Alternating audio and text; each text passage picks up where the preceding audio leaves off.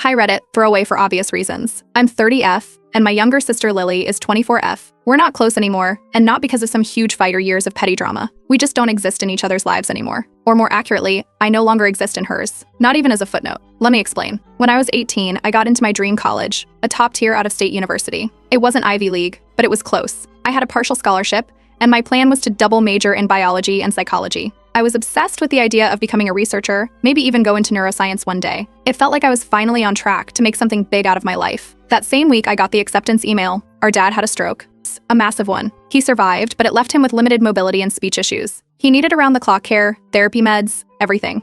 Our mom was already working 2 jobs to keep us afloat, and now she had to manage doctor appointments and hospital paperwork too. The night before I was supposed to send in my enrollment confirmation, they both sat me down. They said, just take a semester off to help out around here, just until things stabilize. It felt like I didn't even get a moment to process what was happening. I agreed. It was supposed to be temporary. At the time, Lily was only 12. She'd just started 6th grade. She was scared, confused, and constantly crying. Mom was either at work or driving back and forth to the hospital.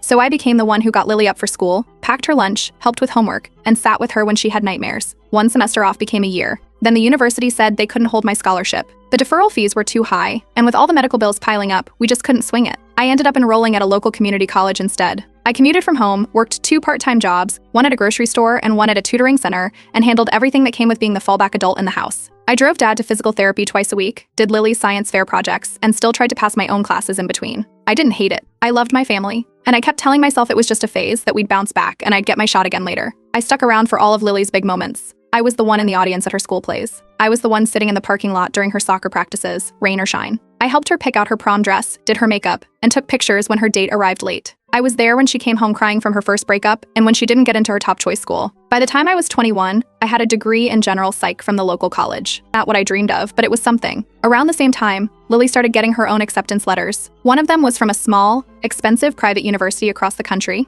Our parents were over the moon. There was no conversation about staying close to home to help, like they did with me. No, we need you here. They told her to go, to spread her wings. I didn't protest. I helped her pack her suitcases, drove her to the airport, and hugged her goodbye like it was the proudest moment of my life. The first few years after she moved, we stayed in touch. Regular calls, long texts, FaceTimes during the holidays. She came home for Thanksgiving and Christmas the first couple of years. I sent her care packages and notes before big exams. But things changed. The texts became shorter, then less frequent, then barely at all. She stopped answering calls. Her Instagram turned into a curated highlight reel, brunch pics with her roommates, study group selfies, captions about finding her tribe and coming from nothing. No mention of the sister who helped her get through middle school, or the one who worked nights so she could focus on school. Then earlier this year, I saw a post on her birthday. A big collage with the caption, "Couldn't have made it without my real sisters," her roommates. She thanked them for raising her and believing in her when no one else did. I wasn't mentioned. Not even in the comments. I sat in my car outside work and cried for an hour. That was the moment I realized something. If Lily wanted to rewrite her past and erase me from it, fine. But I wasn't going to pretend it never happened. If she wanted to act like I didn't exist, then maybe it was time she remembered exactly who made her life possible. After everything that happened, I let a few days pass before reaching out. I texted Lily asking if she wanted to meet up for coffee when she came back to town next month. She replied a day later saying she was really busy and might be able to fit me in. That was it. No follow-up. No looking forward to it. I didn't push. I didn't double text. I just sat with it for a bit. Then I remembered her roommate, Tessa. I'd met her once a couple years ago when Lily brought her home for a holiday weekend. We'd only talked briefly, but she seemed nice and wasn't glued to her phone like the others. So I messaged her on Instagram and said hi, just checking in and hoping she was doing well. She replied within minutes, super friendly, and told me Lily was throwing a party next weekend. Something about her grad school acceptance and coming full circle. The theme was homegrown thriving. Local bar, invite only, cocktail dress code. I checked the calendar. I wasn't invited. Our parents were, though. Apparently, Lily told them she'd already told me about it, so they assumed I was coming. When I asked Mom about it, she looked uncomfortable and said Lily probably figured I was busy with work, since I always am. I wasn't busy that night, and I wasn't about to pretend like I hadn't found out by accident. I cleared my shift. The day of the party, I booked a hair appointment and wore a simple but clean navy dress with cap sleeves and a low back. Nothing over the top.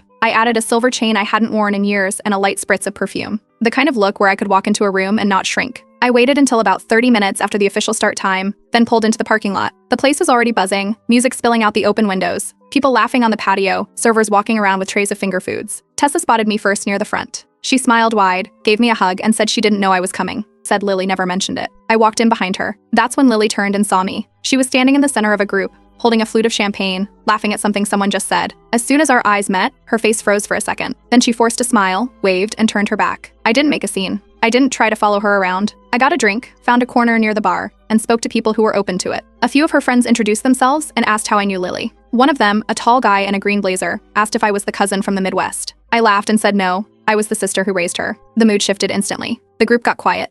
A few people looked confused. One girl with a butterfly clip in her hair said Lily told them she basically raised herself. No siblings, just a single mom and a whole lot of struggle. I didn't push it. I just said, interesting, and walked off. About an hour in, the music slowed down and Lily got up to give a toast. She stood on a small platform, thanked her chosen family, and talked about hard work, self-made stories, and how she came from nothing but built everything. Nothing. No reference to any part of her real upbringing. Not even a glance in my direction. After the toast, when people started heading to the bar or patio, I walked over and quietly asked if we could talk somewhere for a minute. She hesitated, but nodded. We stepped outside into the alley beside the building, near the dumpsters. Not glamorous, but it was quiet. I asked why she's been leaving me out of her life, why she keeps rewriting the story like I was never in it. She said it complicates things, that people don't get it, that mentioning me makes it seem like she didn't do everything herself, and that when she tries to talk about the past, it gets messy. I said I wasn't asking for credit, I just didn't want to be erased.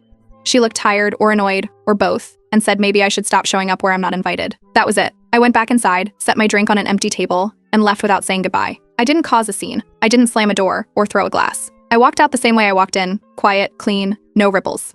But now I'm thinking, maybe staying silent all these years was the problem. Maybe the real story needs to be told, not out of revenge, but because I'm tired of watching my whole life get edited out of someone else's fairy tale. After the party, I stayed quiet for a couple of days. No texts, no follow-up, no talking to anyone about it. Then one night, I opened Facebook and clicked create post. I hadn't used it for anything personal in years, just birthdays, the occasional photo, and work updates. This time, I typed everything out. I didn't name names. I didn't point fingers. I just told the story the way it happened. The college acceptance I turned down, the years I spent helping at home, what I gave up so the people I loved could keep going. I wrote about the soccer practices, the school plays, the late-night crying sessions after breakups, and how being the stand-in parent wasn't something I asked for. It was just something I became. I ended the post with a sentence I didn't plan ahead of time. If being forgotten was the cost of her success, I paid it gladly. But I won't pretend I was never here. I hit post, closed the app, put my phone down. By the next morning, it had over 200 likes and dozens of comments.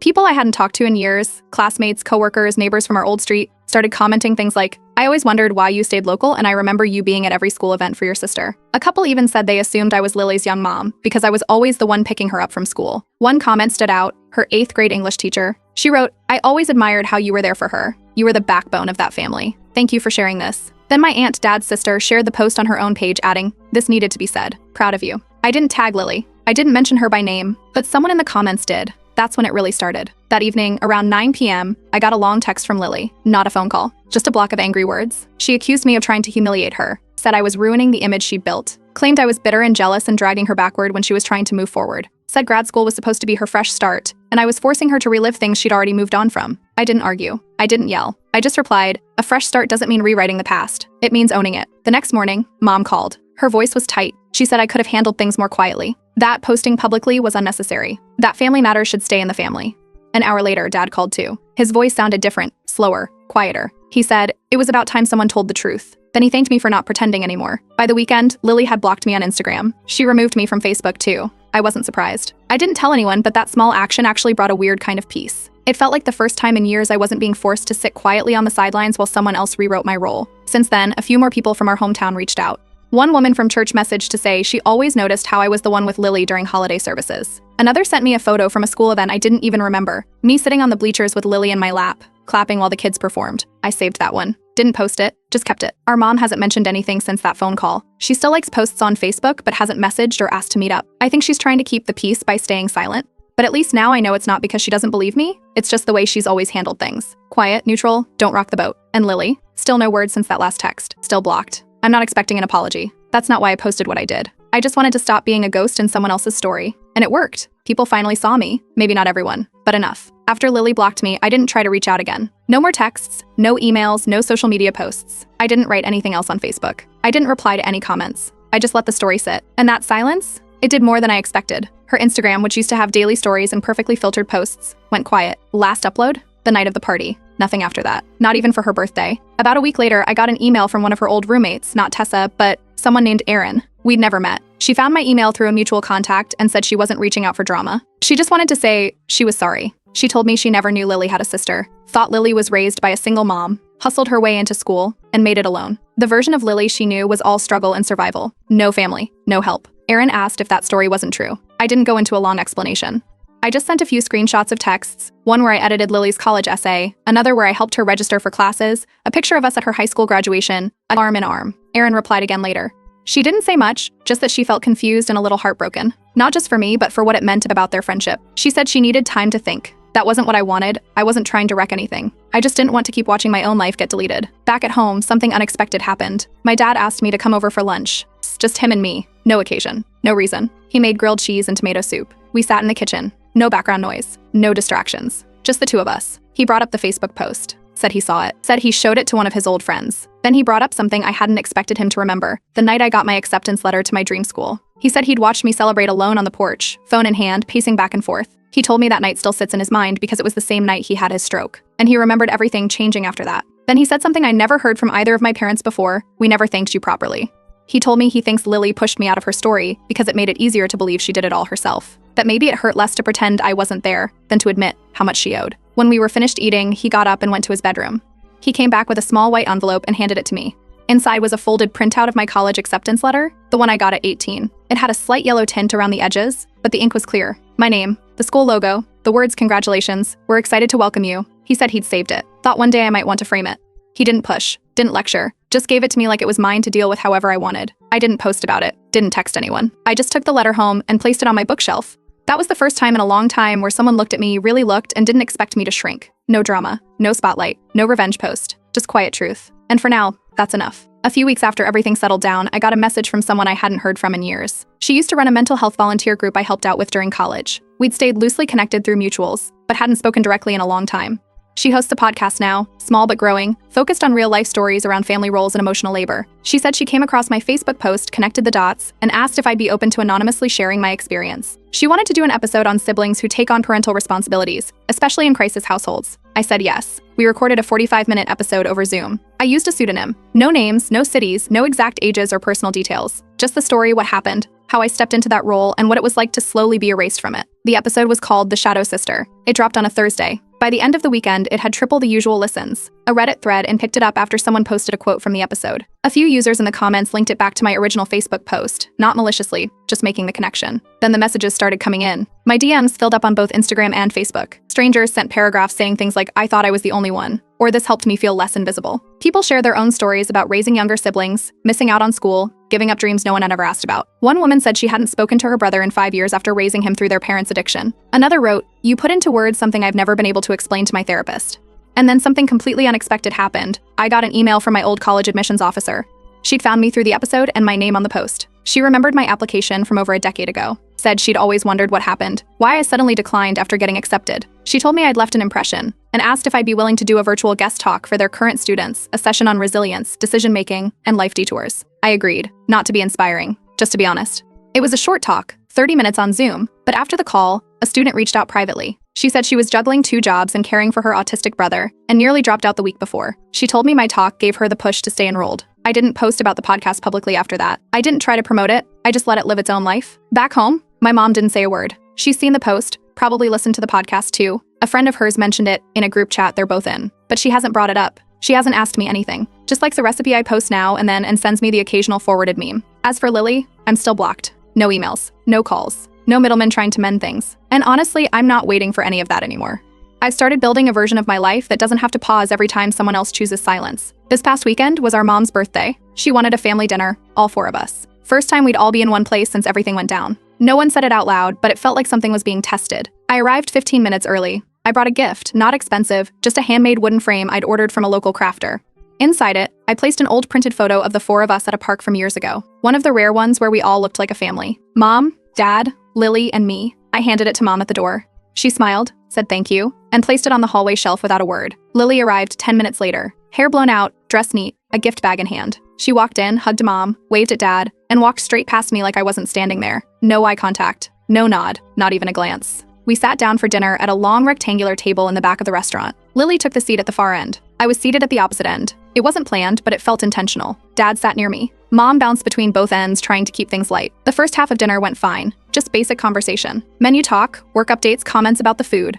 But then, somewhere between the main course and dessert, Mom brought up the podcast. She didn't say much, just mentioned she'd heard something familiar in a recent episode and thought it was well done. She didn't pick a side. She kept her tone soft, like she was trying to smooth the air. Lily rolled her eyes, leaned back, and said, loud enough for the nearby table to hear, "Some people will do anything for attention." I kept my voice calm. No sarcasm, no raised tone. Just said, some people just don't like being erased. Everything stopped. Forks halfway to mouths. The waiter walking toward us turned and disappeared. Total silence. Lily let out a short laugh, the kind people do when they're angry but trying to sound amused. She looked straight at me and said, "You think I owe you something for being a glorified babysitter?" That was when Dad spoke. Not loud, just clear. He said she was your second parent. You just forgot, because it's easier that way. Lily stood up, grabbed her bag, and said she wasn't doing this. She said she wasn't letting me hijack her life again. She left. Didn't wait for dessert. Didn't say goodbye to anyone. Mom stood up a moment later and followed her out. Dad stayed seated. So did I. The waiter returned clear empty plates. Still silent. Dad finally spoke again. Said, "You did more for her than we ever did. I don't know if she'll ever say it, but I want you to know we see it now." We finished what was left of dinner. Paid. Left without dessert. No hugs at the door. That night, I took the photo out of the frame I had gifted earlier, slid it back into my bag, replaced it with another one, just me and Lily, standing in front of her middle school gym, the day she graduated 8th grade. I was 21. She was 14. I had one hand on her shoulder. She was smiling at the camera. I looked exhausted, but I was there. That's the photo I put back into the frame and set on my shelf. Sometimes, the only person who keeps the truth alive is the one who lived it. It's been 2 months since the family dinner. This will be my last update. After that night, I boxed up everything I'd saved for when we were close again. Birthday cards Lily made when she was little, her prom picture, the program from her high school graduation. I kept it all for years, thinking one day we'd laugh about the past and rebuild. I threw it all out. No more waiting for a reunion that isn't coming. I also deleted her number from my phone. She already blocked me, but I didn't want it sitting there as a just in case. That chapter is closed. I sent Dad a short message, thanked him for backing me up at dinner. He replied, "Should have done it sooner. I'm proud of you." No more words, but enough was said. Mom hasn't reached out. I'm guessing she's chosen silence to keep peace. I'm not chasing balance anymore, letting her pick a side without pretending it's neutral. I restarted therapy, weekly. Real sessions, not the drop-in kind. I told the whole story, the stroke, the college, the caretaking, the party, the podcast. My therapist asked, why did it matter so much that she remembered? I told her, because I thought it wouldn't count if no one else did. She just nodded. Something about saying it out loud made the air shift. I stopped needing Lily to confirm my place. I lived it. That's enough. I applied for a certificate program in behavioral health, the same university I turned down when I was 18. It's part-time and online, but competitive. I got in, not because someone gave me a second chance, just because I had the experience and the work to back it up. I shared a quiet update on Facebook. Just one line, starting something new. Not because I was forgotten, but because I'm done forgetting myself. Tessa messaged me again after that. Just one sentence, "I wish she could see you the way we all do now." I didn't answer, not out of coldness, just because I don't need it anymore. That old college acceptance letter, the one Dad saved, is now framed and hanging in my office. Not to remind me of what I didn't do, but to remind me that the detour still mattered. If Lily wants to keep rewriting the story, I won't stop her. She can keep the silence, keep her version. I've just decided not to live inside it anymore.